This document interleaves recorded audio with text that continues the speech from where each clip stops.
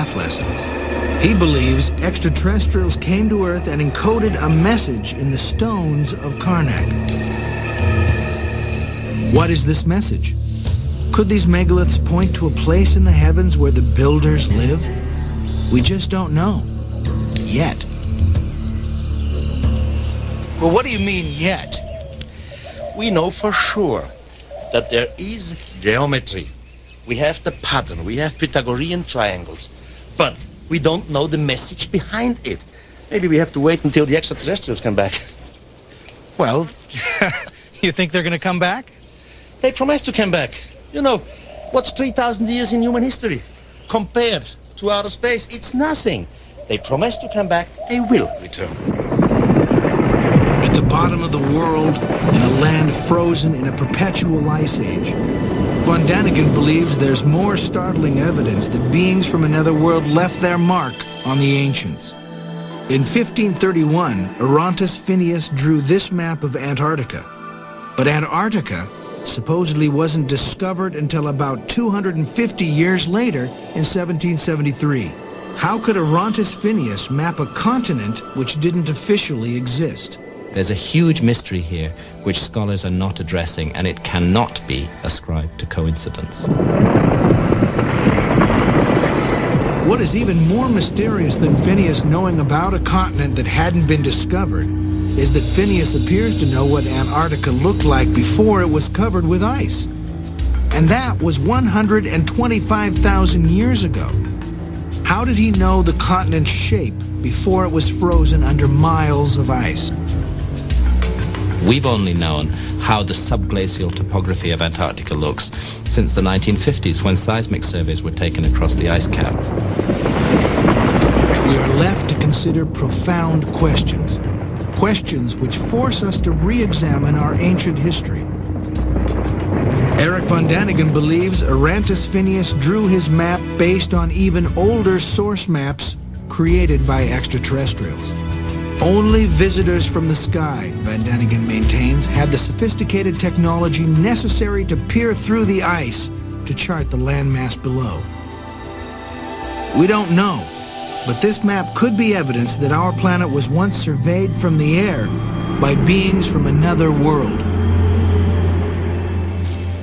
If extraterrestrials gave these maps to humanity, the question arises, what other kinds of advanced technology may have been handed down to us from sophisticated space travelers? Erich Von Däniken believes these teachers from beyond may have taught the ancient Egyptians the secret of electricity thousands of years before it was discovered by modern man.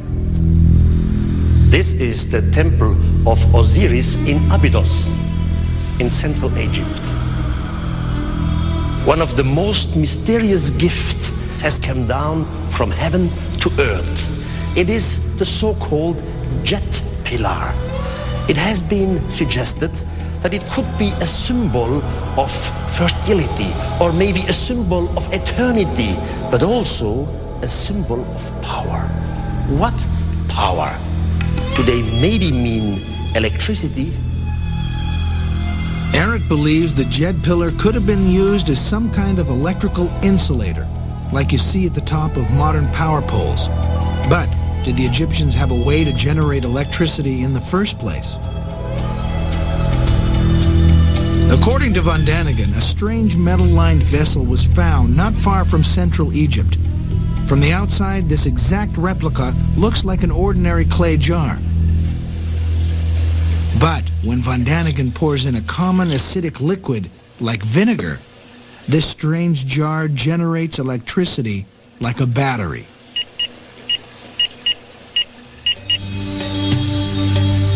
Now Von Däniken searches for the ways that the ancient Egyptians might have used this electricity.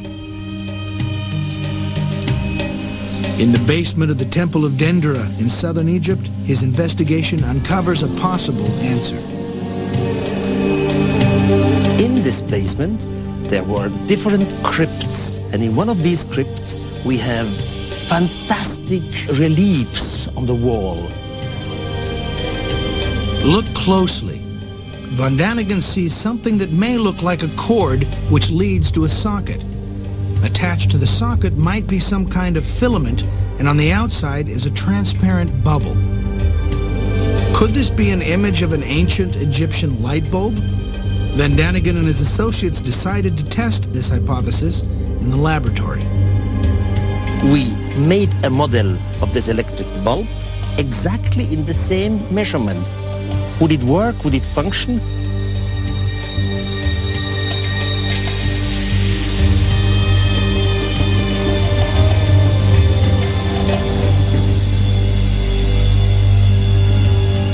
And it functioned. It works.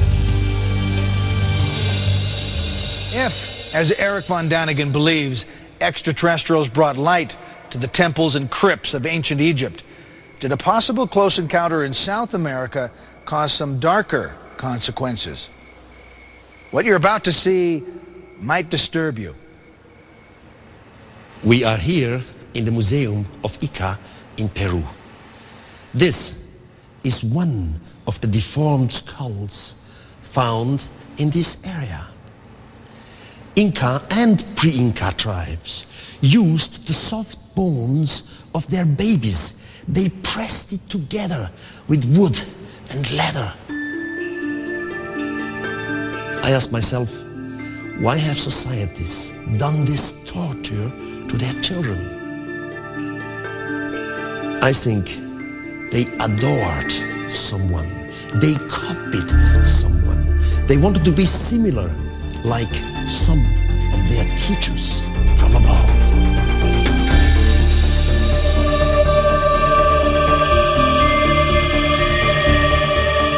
Up next on Erich Von Däniken's Chariots of the Gods, the mysteries continue. A perfectly aligned pyramid comes alive. Did the builders of this Mayan miracle have help? Teachers from the sky? Plus, giant stone blocks cut with laser-like precision, thousands of years ago. Erich Von Däniken asks, where did this technology come from? Você está assistindo Enigmas, Carruagens dos Deuses. Carruagens dos Deuses.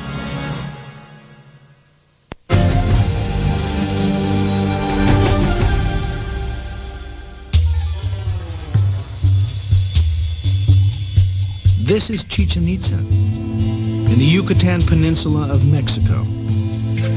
Dating back 1,000 years, Chichen Itza was an important civic center to the Mayan culture that flourished in the tropical lowlands of Mexico. The Maya were fascinated with astronomy. Their observatory still stands as a testimony to their yearning for knowledge. But did the Maya have help from someone or something who understood astronomy far better than they did?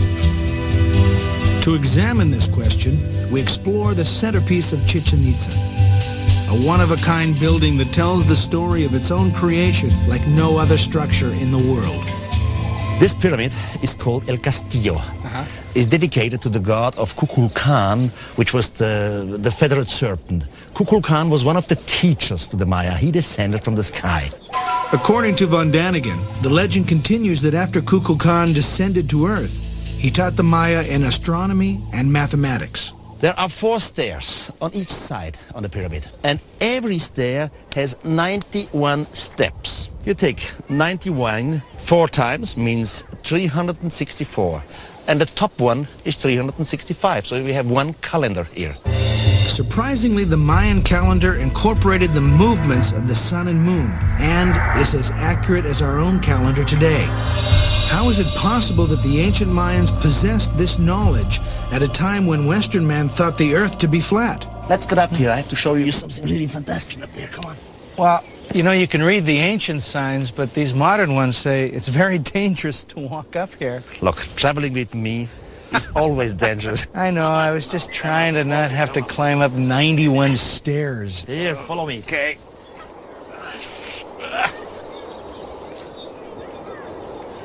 It really is beautiful. Every year, on 21st of March, a chain of light and shadow descends the stairway. Not on the whole stairway, just on the corner where God Kukulkan is chiseled into stone. imparting wisdom and technology to our ancestors. One radical theory contradicts orthodox opinion to say, yes, we have been visited by beings from another world. 30 years ago, Erich Von Däniken challenged science with his controversial book and ideas. Now he's back with new clues that he contends point to a close encounter long ago. From Egypt to Turkey, from South America to Antarctica, we will travel the world in search of evidence and artifacts that Von Däniken believes prove his theory that we are not alone. Today, life may have been found on Mars. Is it possible that new planets deep in space could support life? Tonight, we explore our own planet. Are there signs that someone found us before we could find them? Now, Chariots of the Gods, the mysteries continue.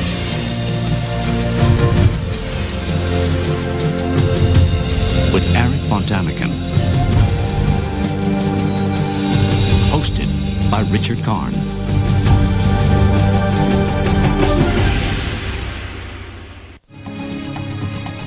Você está assistindo Enigmas, Carruagens dos Deuses. Continue assistindo Enigmas, Carruagens dos Deuses.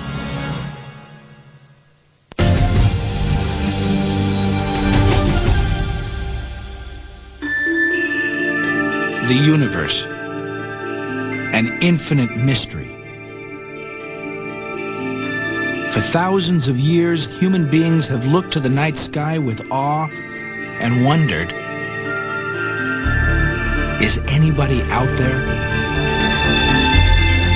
At the end of the 20th century, we have finally discovered clues that there may be life on another planet, Mars.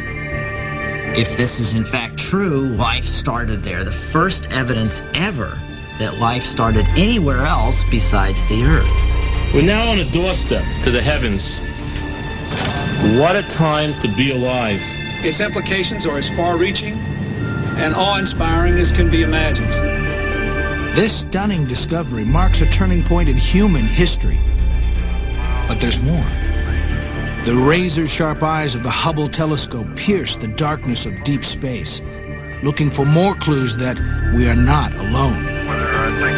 New planets have been found that could support some kind of life.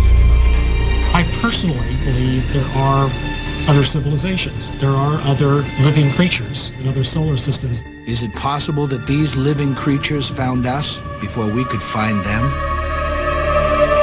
Challenging long-held scholarly opinion, Erich Von Däniken believes there's controversial new evidence that could prove extraterrestrials may have come down to Earth long ago. Welcome to Chariots of the Gods. The mysteries continue. I'm Richard Karn. For the next hour, we're going to explore two profoundly important questions. Are we alone in the universe? And if not, have we ever been visited by beings from another planet? Don't answer yet. We're just beginning our journey of discovery. Teotihuacan, Mexico. Almost 8 square miles of pyramids and platforms. Experts believe construction started around 100 BC. When the Aztecs arrived 1,000 years later, they were awed by the massive ruins and dubbed Teotihuacan the City of the Gods. This is where Eric and I begin our journey. Well, Richard, we just climbed halfway to the Pyramid of the Moon. The people that built this, did they call it the Pyramid of the Moon? We are not certain about this, but in the 16th century, there was a monk with the name of Bernardino de Sahagún, and he asked the locals about this place, Teotihuacan. They told him that this was the Pyramid of the Moon, and over there we have the Pyramid of the Sun. The people who constructed this vast city possessed a sophisticated knowledge of mathematics, astronomy, and engineering. And believes the builders of Teotihuacan might have been taught the secrets of our solar system by teachers from above. This here is called La Avenida de los Muertos, the Avenue of the Dead. This represents a model of our solar system For every planet, there is a construction, a building. There are 9 planets in our solar system, all orbiting around the sun. Mercury is nearest to the sun. Pluto is the furthest. At Teotihuacan, each one of the planets is represented by a building, ruin, or marker. Erich Von Däniken believes it is a remarkably accurate scale model of our solar system. On the hill behind the Pyramid of the Moon are the ruins of temples which could represent the last planets discovered in our solar system, Neptune and Pluto. Now, wait a minute. You're telling me that the planets are moving this way, and then on the other side of this pyramid, there is some representation of Pluto. Absolutely correct. Now, Pluto was discovered in this century. So here we have the mystery. How could they know about Pluto? I would suggest they must have had teachers from heaven, teachers from the sky. Does that mean a priest that is interpreting his gods, or? I really mean from heaven. That means being from outer space. Let's call them extraterrestrials. And I would not suggest this if we would have only this example or this indications, but we have them all over the world, as I will show you.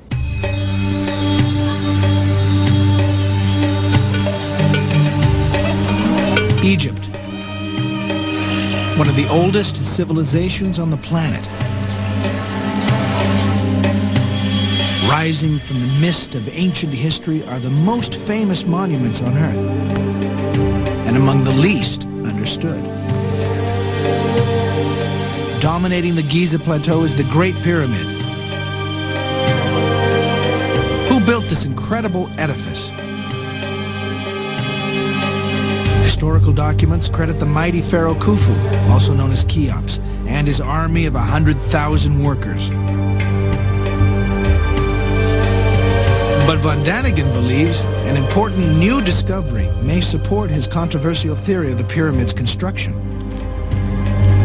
He believes the real builder was Enoch, of the Ethiopian apocalyptic writings. Erich Von Däniken believes that Enoch was warned by gods from the sky that a great flood would destroy civilization. Enoch built the Great Pyramid to protect ancient texts from the rising waters. He designed secret chambers carved deep inside this mountain of stone. Were the gods who foretold the coming of a flood really extraterrestrials? Von Däniken believes the answer may still be hidden inside the pyramid. The interior of the Great Pyramid is a marvel of engineering skill. A long tunnel leads to the magnificent Grand Gallery. At the top of the gallery, Von Däniken believes there are more clues that it was Enoch, not Khufu, who built the Great Pyramid.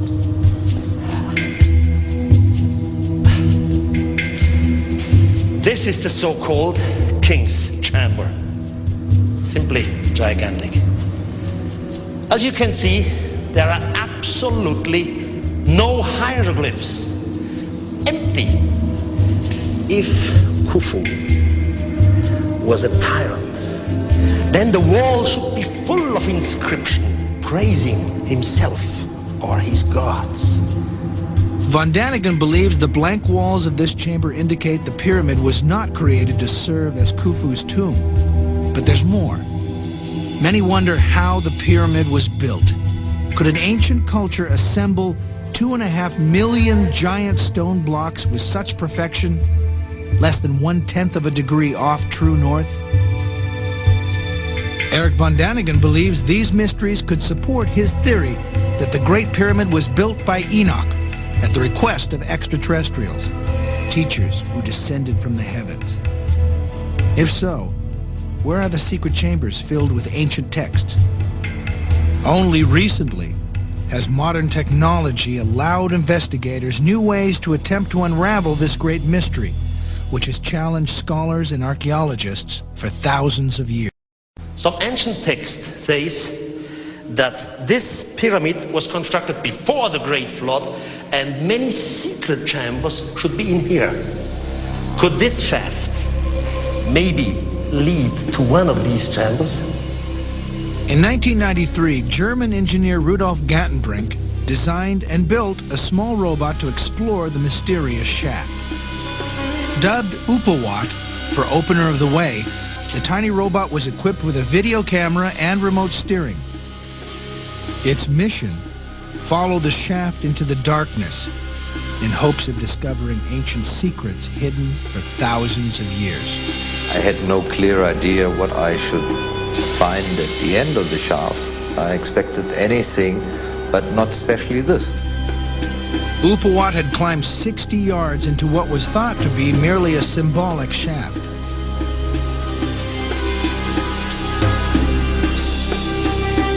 But when the little robot's journey ended at a stone door with 2 corroding copper fittings, Erich Von Däniken believes the legend of Enoch may be one step closer to becoming fact.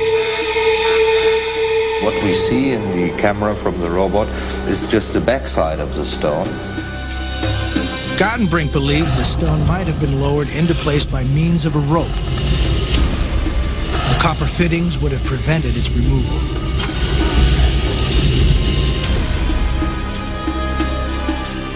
Could this door lead to the secret chambers Enoch was told to build by the teachers who descended from the sky? There are hundreds of references contained in the oldest Egyptian texts which tell us that the gods concealed a great secret at Giza. In my view, we now know that there is a hidden chamber inside the Great Pyramid, and we now know from seismic work that there is a hidden chamber under the Great Sphinx. We need to know what lies in those chambers because the ancient Egyptian texts tell us that it will be a matter of enormous importance that could contain a startling revelation about the origins of human civilization.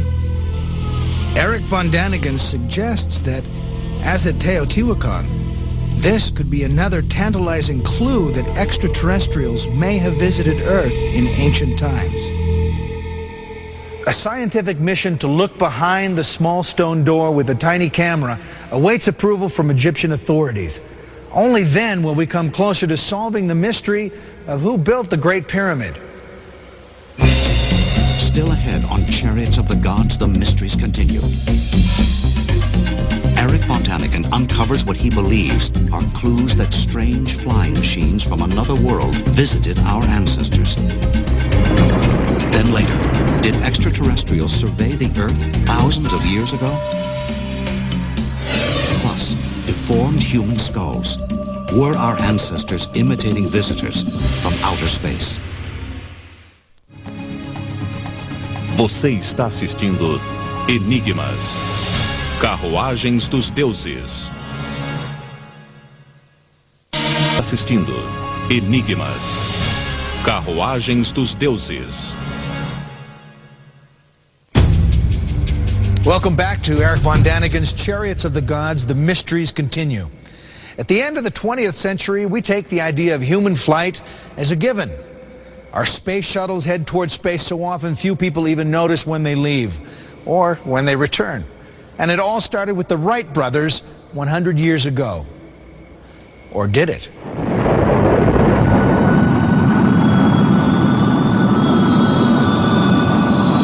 The dream of flying has fueled our imagination for thousands of years. At the end of the 20th century, we're not only able to fly around the Earth, we're able to explore other planets and other solar systems. Is it possible that other intelligent beings shared our dream of exploration and visited the Earth in their own space vehicles? These illustrations were drawn from descriptions in the Hindu text of ancient India, dated to the 4th century BC. They describe what some scholars believe are giant vimanas, or flying machines. In Yugoslavia, images like these were found on a medieval fresco dated to around the 15th century. Are these the products of an artist's imagination, or are these the recordings of actual beings in flight? The oldest scriptures of mankind, the ancient Egyptian pyramid texts, the Vedic texts of India, and many other ancient texts from all around the world make intriguing references to what sounds like flight, technological flight, not visionary, imaginary journeys in the sky, but journeys in machines. Our search for clues about the flying machines of the ancient world takes us to southern Mexico. The ancient city of Palenque is one of the most magnificent of the Mayan culture, which flourished all across Central America for almost 600 years. This is the burial pyramid of Tikal, ruler of the Mayan world around 600 AD. Here we find what Erich Von Däniken believes are signs that the Mayans may have encountered visitors from the sky. Tikal's ornate sarcophagus is rendered in exquisite detail. The lid is a beautifully carved image of the dead king. Erich Von Däniken believes this relief might show Tikal in some kind of spaceship. Look closely. Tikal is seated in the reclined position like an astronaut in a space capsule. His hands seem to be gripping the controls, almost like an airplane pilot.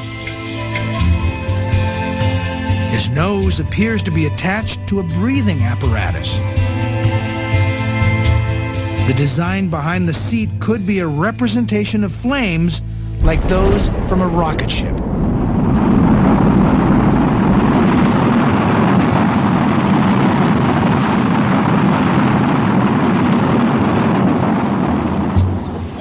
Von Däniken travels to the jungles of Tabasco and points to what he believes is a clue that ancient astronauts have indeed visited this culture. During this journey, I showed clues for an extraterrestrial visit in the past. But I have more. 60 years ago, a gigantic engraved stone was found in the jungle of Tabasco in Mexico. Now you see yourself. There is a flying being, to my view, an extraterrestrial floating down from the sky. His head has a helmet, and with a little imagination, one can even recognize a microphone on his lips.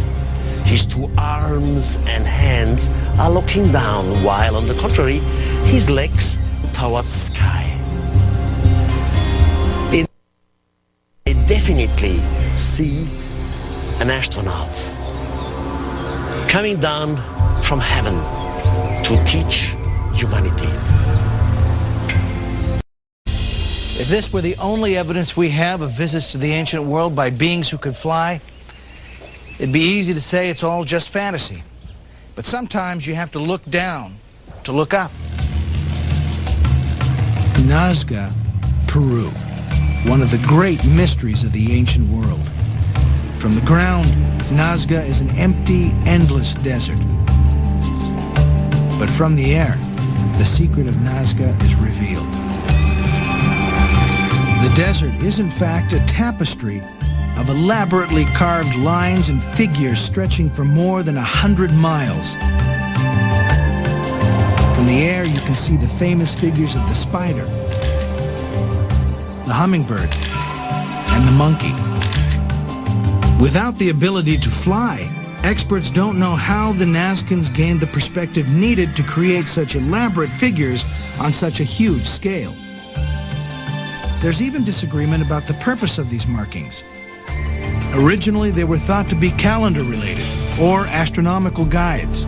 No one really knows. But there's more to Nazca than this ancient menagerie.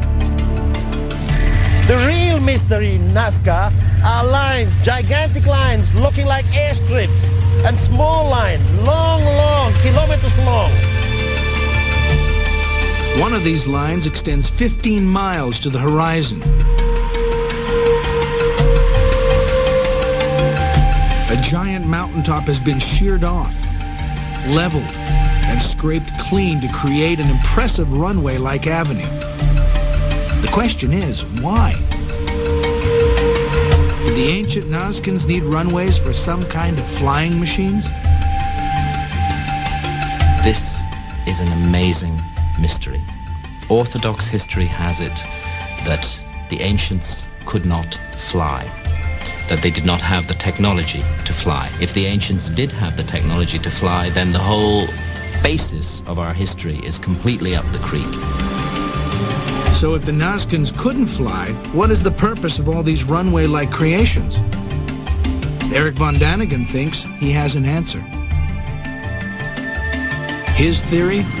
Spaceships landed and left marks on the desert floor. When they returned into the sky, the natives wanted them to come back.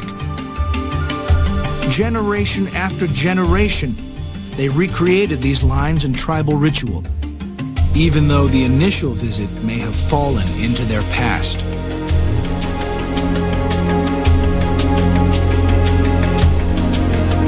There is one more clue that the ancient Nazcans may have had a close encounter with extraterrestrials.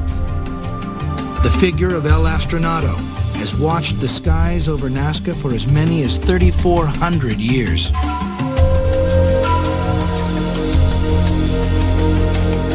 Could this strange-looking image be a greeting from a primitive but friendly society to airborne visitors?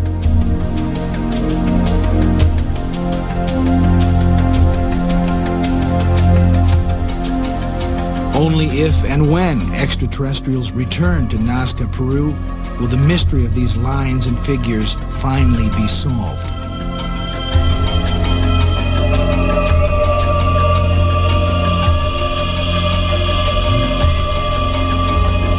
If some kind of flying machine or Vimana did visit the Earth in ancient times, one can imagine the terror some people may have felt in their presence.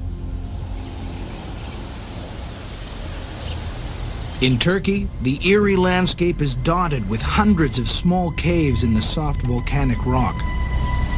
But the real mystery of this region can't be seen above ground. Perhaps 2,500 years ago, elaborate cities were carved deep under the earth.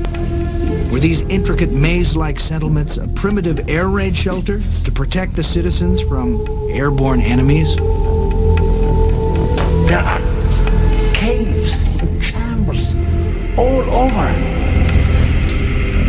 One of these cities descends 130 feet underground through as many as 18 stories. This is just one of nearly 200 subterranean cities in the region. Perhaps 30,000 people once lived in them. A tunnel 5 miles long linked two cities together. Experts say the underground cities have been used for many different purposes over the last 2,500 years. Erich Von Däniken wonders, why did generation after generation seek refuge beneath the earth? If fleeing an invading army or religious persecution, frightened citizens could have hid in the mountains above ground. Why did people burrow a labyrinth of subterranean chambers underground? What was the true purpose of these cities? These people were hiding out, afraid of some enemy. But all this doesn't make sense. Any enemy could simply come in here, or they were sitting in a trap. It must have been an airborne enemy. An enemy from the sky. Still ahead on Chariots of the Gods, the mysteries continue. Why did an ancient culture deform the heads of their children? Then, did extraterrestrials leave a message for us in the giant stones of France? Plus, Erich Von Däniken investigates whether visitors from another world taught the ancient Egyptians the secrets of electricity. Você está assistindo Enigmas, Carruagens dos Deuses. Uma mulher. Continue assistindo Enigmas, Carruagens dos Deuses. Chariots of the Gods will continue right here on ABC.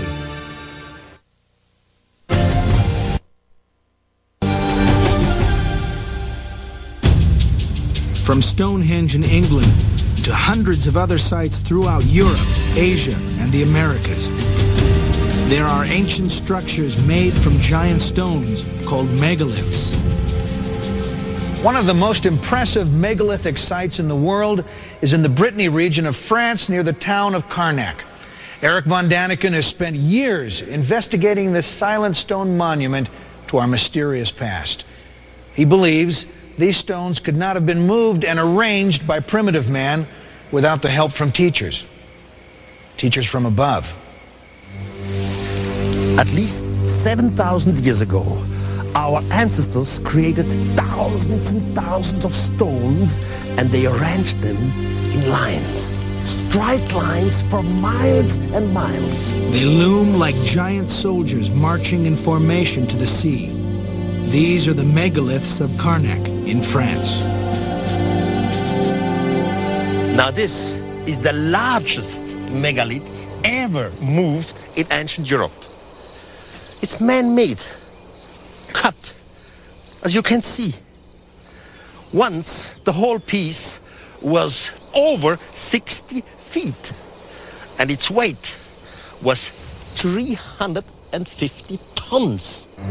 If these giant stones were moved and arranged 7,000 years ago, they would be among the oldest creations on the planet. But were they created by human beings?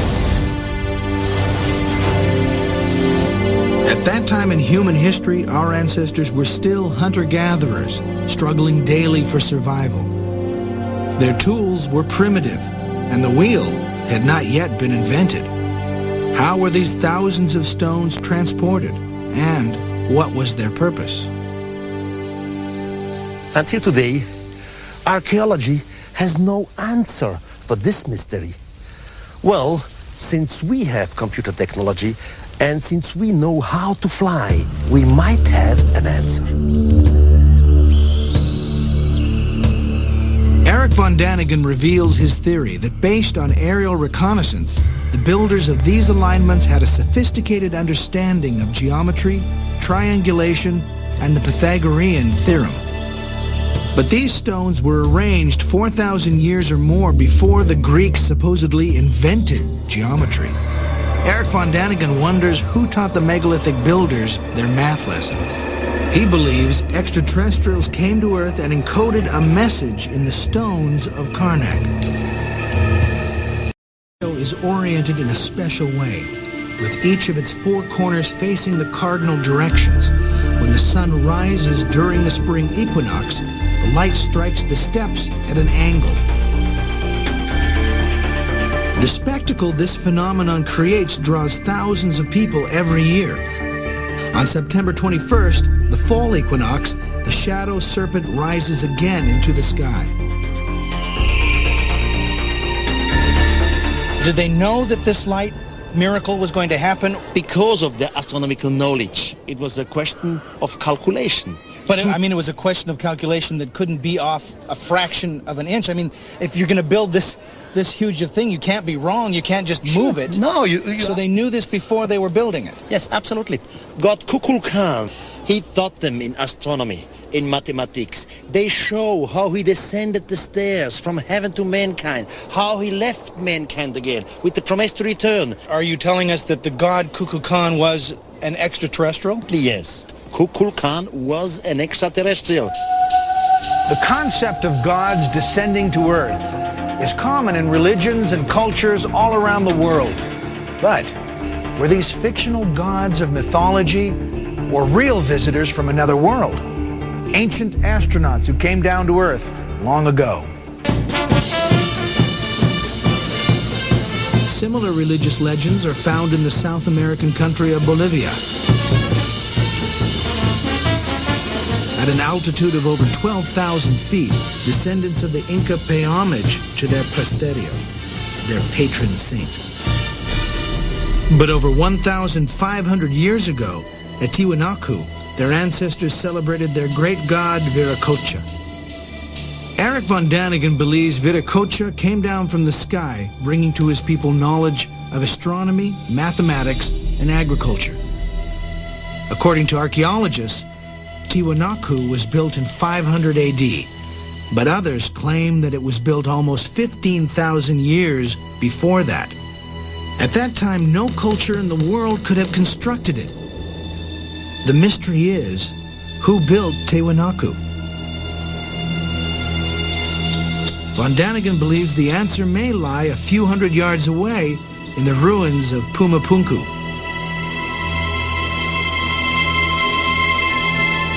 I have reasons to believe that Pumapunku once was an Earth base of extraterrestrials. In Pumapunku, we have strange technology from another world. Stone building blocks are intricately cut with laser precision. They could have fit together like pieces of a puzzle, a sophisticated architectural achievement for a primitive culture. But Von Däniken suggests that there is more evidence that the builders of these two cities had help from teachers from the sky. This block has been etched with a perfect groove. Today, we would use a diamond-tipped saw to achieve this kind of accuracy, a technology only developed this century. Here lies yet another mystery few can explain. Whoever built Tiwanaku came up with a very ingenious method for holding together the huge stones which they used to build the site. They carved a groove in the edge, and into this groove they would pour a molten alloy, which later hardened into a staple. Erich Von Däniken believes that extraterrestrials brought these sophisticated technologies down to the people of the region. The natives were awed by these strange visitors and worshipped them. Experts say Pumapunku was an ancient temple. But was it a place to worship gods of mythology or true living beings? Today we make a construction like a church. We say this is a temple, and in here a spiritual being, the God in spirit, lives in this temple. My idea is that Virakosha, but not only Virakosha, other so-called gods on other places in our world were extraterrestrials, and they were misunderstood as gods by our primitive ancestors.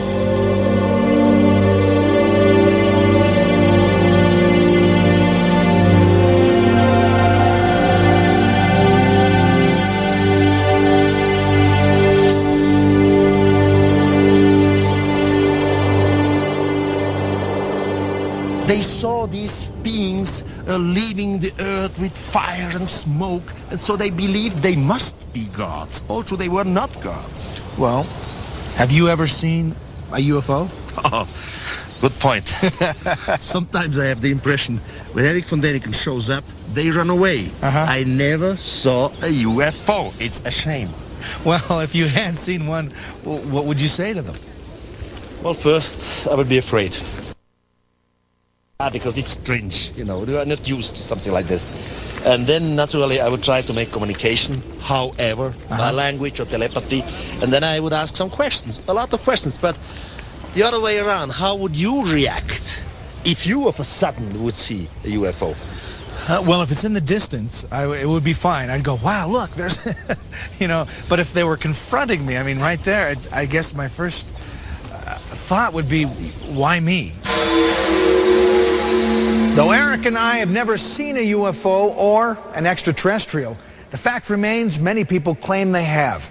In light of this phenomenon, advanced technology may help us communicate with extraterrestrials in ways our ancestors could not have imagined. Launched in the 1970s, the Pioneer satellite first explored Jupiter. After a close encounter with the largest planet in our solar system, Pioneer continued its journey into deep space. Fixed to the side of the tiny spacecraft is a gold disc. Etched on the disc are chemical symbols, a map of Earth's location in the solar system, and the figures of a man and a woman. The man has his hand raised in a friendly greeting to anyone or anything that might encounter Pioneer on its journey into the unknown. Remember El Astronato, the figure carved into a mountainside? It appears the ancient Nazcans were trying to communicate with extraterrestrials. 3,400 years later, we're still looking to the sky and wondering, anybody out there? Chariots of the Gods will be right back. At the beginning of the program, I asked you to consider two provocative questions. Are we alone in the universe? And if not, have we ever been visited by beings from another planet? And for the past hour, we've explored the mysteries of the ancient world through the eyes of Erich Von Däniken. Did extraterrestrials visit the Earth, imparting wisdom and technology to our ancestors? You're going to have to decide that for yourself. But at the end of the 20th century, new technology allows us to examine our world and other worlds for signs that we might not be alone.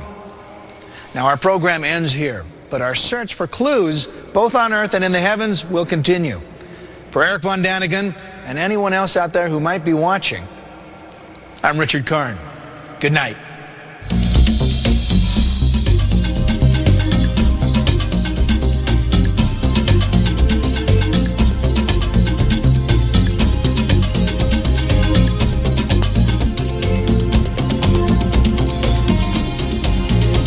They promised to return one day to Earth.